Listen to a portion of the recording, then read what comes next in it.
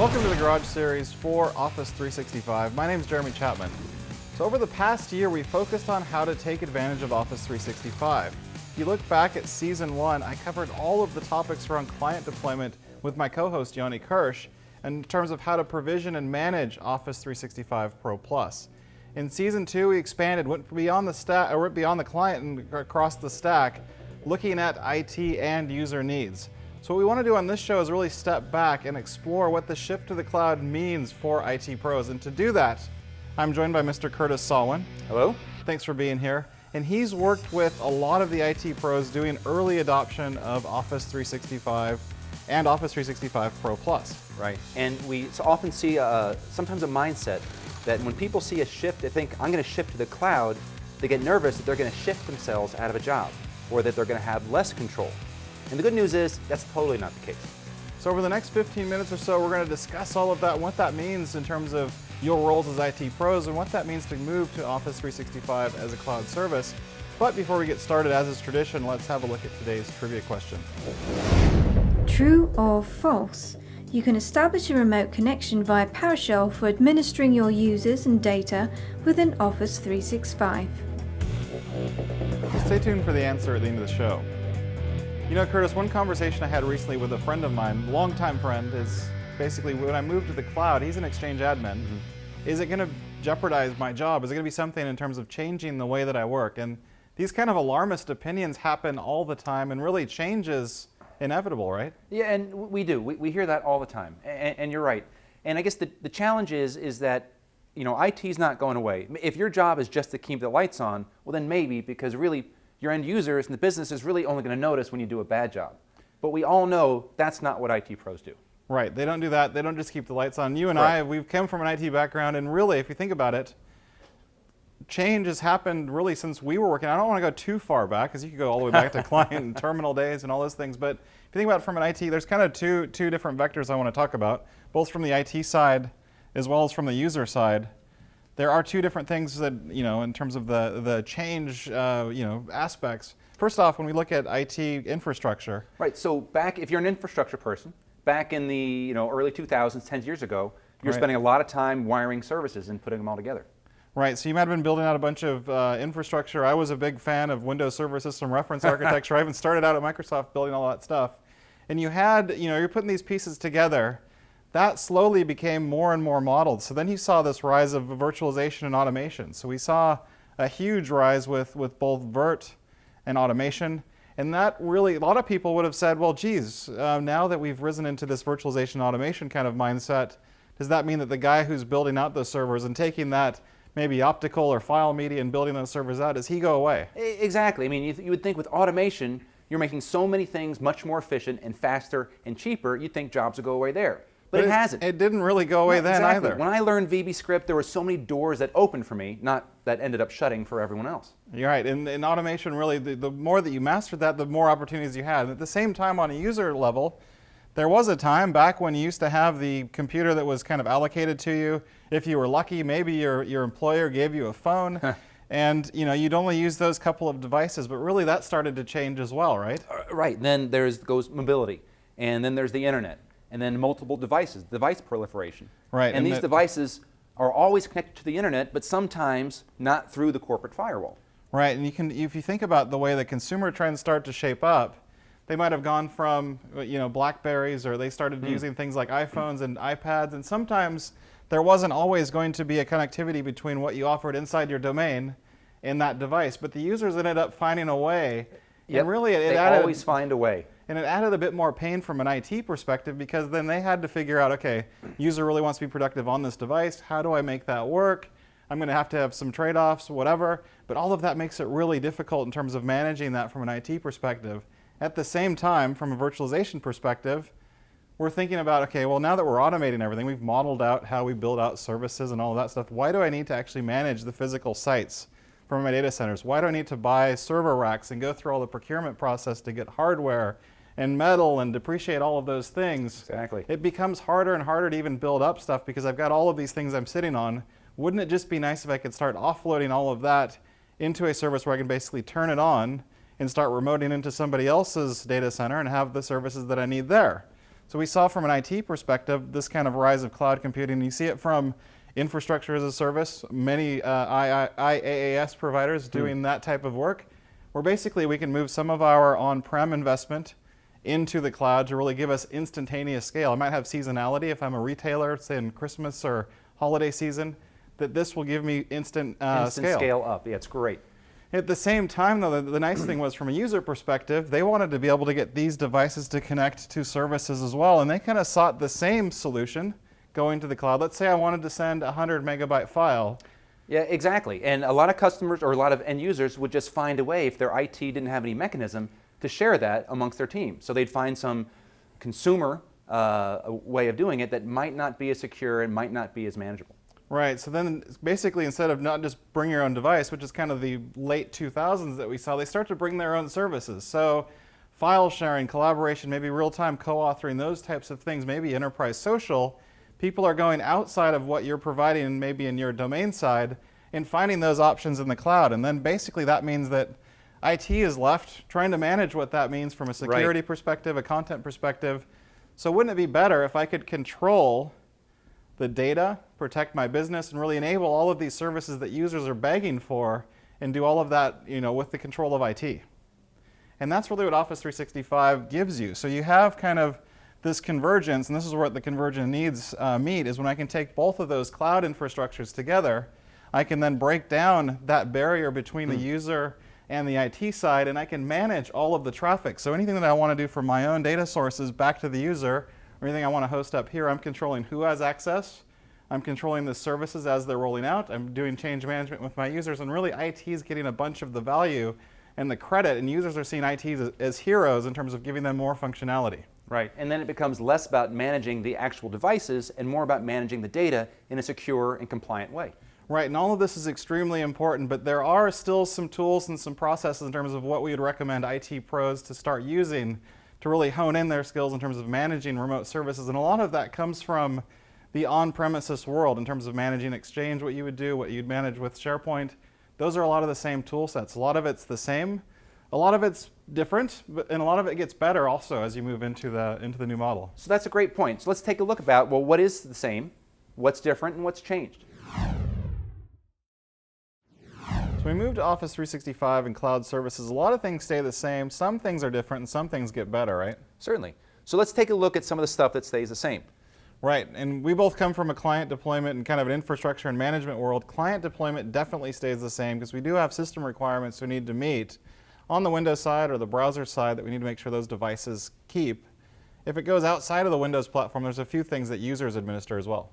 Right, and administration stays the same. So how about we take a look at the admin portal? Right, and this is really important because the administration of the service is really, and we've tried to align it as much as we can to the on-premises experience if you're using Exchange Server 2013 or SharePoint 2013. So here I'm in the Office 365 portal. I can see my service settings, and the nice thing is because we're in a browser and we've got all these different workloads running, we can get to really everything. We like to say single pane of glass a lot at Microsoft, but we can get to really everything in one place and get to all those different controls. I can also see all of the health of my services across everything that I have here, which is Exchange, SharePoint, Lync, all the things that I would do as an IT pro to check to make sure it's all working, rights management services, Azure Active Directory, all of that is very important. Moving on to the Exchange Admin Center, if I look at that, I can see that I'm doing the same mailbox management. I can go to Compliance Management tab and look at things like in-place holds, data loss prevention, and in protection, all the same filters, rules, spam rules, device quarantining, all of that stuff I would be managing from an on-prem standpoint. Literally, it's the same UI and the same paradigm in terms of managing Exchange. And I go into SharePoint, it's the same kind of story. We've got the exact same controls if I'm managing SharePoint Online or using the same admin console construct from an Exchange on-premises implementation. So all of this stuff, I mean, it's obviously I'm managing things like SkyDrive Pro here. I like that, changing the storage on SkyDrive or OneDrive Pro, OneDrive for Business. Just imagine that on premises, changing storage. You'd have to go out and make a requisition order for all the storage for maybe in a SAN, be able to extend that out to manage that across all of your users. Here I can just hit a drop down and give everybody 50 gigs of storage. Plus I can do things like administering Yammer support, external file sharing, or requiring information rights management right here in one place. That's great. That's great. So beyond even all the stuff that's the same, a few things get to be a bit different, right? Yeah, let's talk about the stuff that goes away. Right. First of all, hardware configuration, server software installation, right? And that's gone. One of the great things is also we can change windows to apply service packs or install software or software updates. Gone. Right, all those weekends that I know I've spent in terms of getting things deployed from a desktop provisioning standpoint, that can go away as well on the server end and make sure that we can basically stay up to date. That's huge. And we even changed the application model, so as we're updating the underlying components, even those dependencies that you might have had in the older days of customizing on-prem SharePoint or on-prem services with managed code, that even starts to go away, and you can be taking those updated services through service pack type releases, bigger milestones, or even upgraded versions, because those major version upgrades go away. Right. Managing the dependencies between different infrastructure components, that was always a major headache for IT pros. Right, and just the infrastructure itself, the hardware, keeping data centers running, keeping all of that stuff, and acquiring new hardware and cooling it with air conditioning, all of those things, up systems, all the stuff I used to manage when I was doing data center work, all of that stuff's very easy in terms of just being able to remote into somebody else hosting that service for me. Okay. But beyond all of that, there is some stuff even that we can do in terms of administering the service that lets us scale a bit more. Because this UI, it's great, but I probably want some more power. If I'm a real IT pro and I'm not afraid of the command line or I'm not afraid of PowerShell, I'm going to want to do things that will let me do batch processes and let me configure maybe 10,000 mailboxes or 10,000 sites at once. I can do some of that work too, right? Certainly. So why don't we take a look at some simple PowerShell demos so we can see the power that we can have automation with our Office 365 service. Right, and you're ready to show us that, right? You betcha. So one of the typical things that IT pros do is manage users and manage user objects. So here I am in the portal. I'm just going to go over to users and groups, and you'll see I'm the only one here. Standard administrative task, I'm going to create a new user. I'm going to create my old girlfriend, Susie, fake name. Yes. She's very nice. Right. And we're just going to create a user ID for her. She's not administrator, but she is in the United States. I'm not ready to give her any licenses yet, so create the user. Optionally, send an email with the password, and that's it, right? Typical administrative task. But that's very manual. We can make this done and do this all with automation, right? Exactly. So what I've got is a very simple PowerShell script that takes a look at a text file and in bulk creates about 7 or 8 different user IDs. Now, 7 or 8 is not much, but think 700, 7,000, 70,000. That's huge. And there are tools that we can do to even automate that and really mirror your user objects right from your AD using directory synchronization. Exactly, right. And we can even support different directory types now to where even if you have LDAP or other directory services in place, it's possible to synchronize those directory objects. Certainly. So here's an example. I'm just going to run this simple PowerShell script and put in my credentials. And then it's going to pretty quickly create my, I think it's about 6 or 7 different user objects for me. So I'll go back in the portal and take a look at the results. Let me just refresh this view. Okay. And there boom, they are. There's my new people. Right, so now you've got people in the pool, but you actually have to provision them some services, right? Right, so let's say I want to start in my Office 365 journey slowly. I want to give them Office 365 Pro Plus. Okay. So I could go into each user object and assign them the Office Professional Plus license here. Which might work with 7 users. Exactly, but what if I want to do 700, 7,000? That's going to be a little bit of a headache. Right. So I've got another PowerShell script where I'm just going to add different license assignments. In this case, I'm going to add the Office 365 Pro Plus, which is called Office Subscription. Right. So again, run the PowerShell script. And it's logging in, it's authenticating you to be able to run these batch processes using the same Azure Active Directory service. Exactly. As an admin to authenticate in. So now what I've done is I've created user objects and now I've assigned them all the Office 365 Pro Plus license assignment. So now they're all licensed for Pro Plus. Right, now they can actually use it. Exactly. So now I can introduce Office Pro Plus as my first journey for Office 365. Let's say I want to extend that. Now I'm ready to provision them OneDrive Pro for Business. Well, I'm going to run this same script again, and OneDrive Pro is part of SharePoint Online. So I'm just going to add the SharePoint Enterprise license assignment and put in my credentials. And again, very quickly to update these 6 different objects.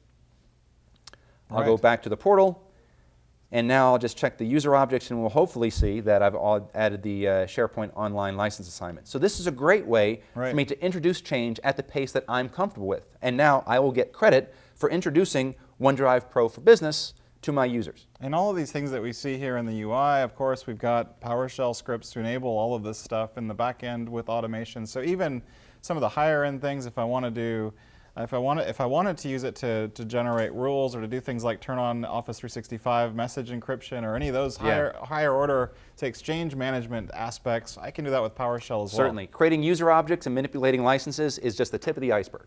So all of that is really a change that lets you provide innovation very quickly to your users. It's something that really gives you, again, as the IT pro, credit for keeping all of that stuff up to date. And really, instead of the users going out and finding and cherry picking maybe the bring your own services, the file sharing or the social networks, those types of things, you can give that to them very quickly, very easily, and you can automate all of that using PowerShell.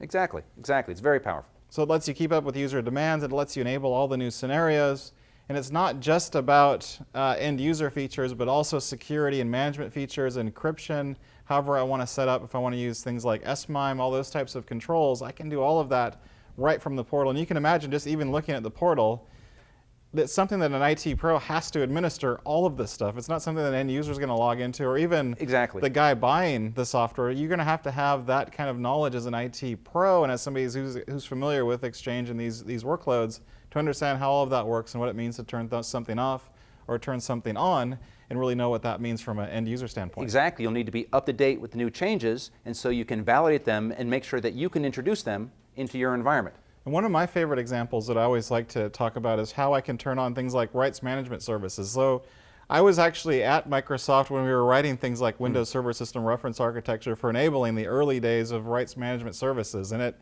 MSIT, or Microsoft IT, we basically put in 13 new servers, 3 SQL servers, a cluster, all of this stuff in order to get everything running from a rights management service perspective.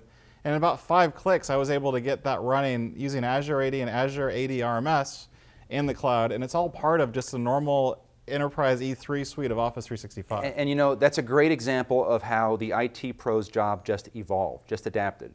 Right? You spent a lot of time architecting. Well, here's the reference architecture. And now it's what, 5 clicks? Right. But you still have a job. Right. It's just 30 evolved. seconds. And some of those things, like in the past, maybe you wanted to spend more time, building up more complex transport rules. You want to do things like data loss prevention, but just didn't have the time. You were spending weekends keeping everything on, doing break-fix scenarios in case you needed to troubleshoot various aspects of the environment, apply patches, service packs. All of that stuff can go away. Exactly. And again, all of these changes are being viewed as net positive changes that you're giving not only to users, but also to your IT department, to the security teams that are in place, because you can enable this stuff extremely quickly. It means you can bring positive and good change into the environment and not really be seen as a blocker to things, right? And from you no longer considered, IT can no longer be considered a blocker of stuff, but more like an enabler of stuff, where you're providing the value because the change we're providing is incremental and a lot more at a rapid pace, so it's a lot easier to manage that change. Right, and ultimately it's about getting credit for all of this change. And the nice thing also with Office 365 is you can brand it all as your own, whether even we're talking about